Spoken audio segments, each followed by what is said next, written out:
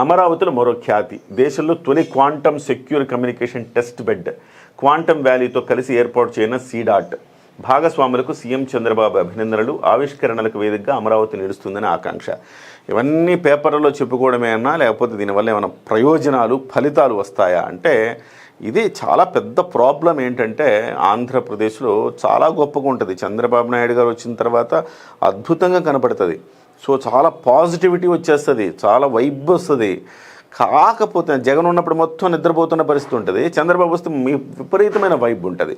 కాకపోతే అవన్నీ కూడా ఇంప్లిమెంటేషన్లోకి వస్తే ఫలితాలు వస్తాయి కదా దానికి సంబంధించి. అంటే ఒక కన్స్ట్రక్టివ్గా ముందుకు తీసుకెళ్ళగలిగితే అందరికీ ప్రయోజనం, కానీ కేవలం పేపర్ల మీద ఉంటే మాత్రం ప్రయోజనం లేదు.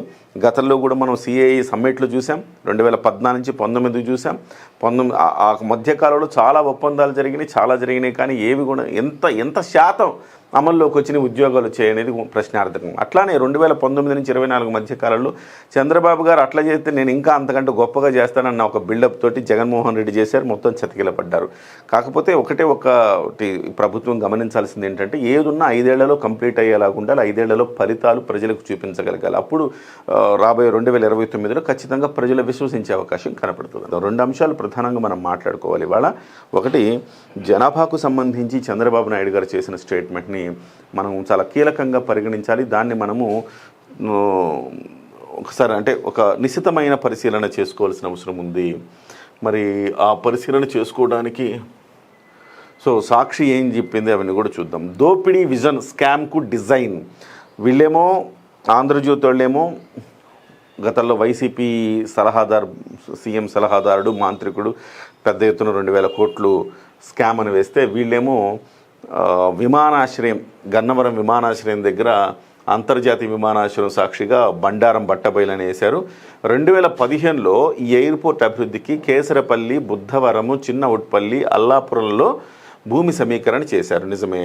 రాజధానిలో కంటే గన్నవరం విమానాశ్రయం ల్యాండ్ పూలింగ్లోనే అధిక ప్రయోజనం కల్పించిన సర్కారు. రాజధానిలో కంటే అక్కడే ఎక్కువగా వాళ్లకు లబ్ధి చేసిందంట భూములు తీసుకున్న వాళ్ళు. తద్వారా సీఎం చంద్రబాబు సన్నిహితులు బొలుసు శ్రీనివాసరావు, బెజవాడ రమేష్, అల్లూరు బుజ్జి తదితరులు గన్నవరం సమీపంలో భూములు కొనుగోలు చేశారట. అదే భూమిని ల్యాండ్ పూలింగ్ కింద ఇచ్చి రాజధానిలో అత్యంత కీలక ప్రాంతాల్లో నివాస, వాణిజ్య ప్లాట్లు దక్కించుకున్న వైనం. 39 ఎకరాలు ఇచ్చిన సీఎం సన్నిహితుడు సినీ నిర్మాత అశ్విని దత్కు వెస్ట్రన్ బైపాస్ వద్ద 3 రోడ్ల కూడలిలో 17,580 గజాల వాణిజ్య ప్లాటు. దీనికి సమీపంలో 1000 గజాల చొప్పున 38 ప్లాట్లు, మరో 150 గజాల చొప్పున ప్లాట్లు. బలుసుకు అమృత యూనివర్సిటీకి ఎదురుగా 3,660 గజాల వాణిజ్య ప్లాటు. దానికి సమీపంలోనే 14,000 గజాల నివాస ప్లాటు. ఇక్కడ సర్కారు లెక్కల ప్రకారం 1000 గజాలు 5 కోట్లు, వాణిజ్య ప్లాటు 2.70 కోట్లు. ఈ లెక్కన గన్నవరంలో భూములు 687 ఎకరాలకు, రాజధానిలో 5,298 కోట్ల విలువైన ప్లాట్లు వచ్చాయి. కౌలు రూపంలో మరో 50 కోట్లు, మొత్తంగా 5,347 కోట్లు వచ్చాయంట. ఇది అంటే పరిశీలించాల్సిందే ఇలాంటివన్నీ కూడా.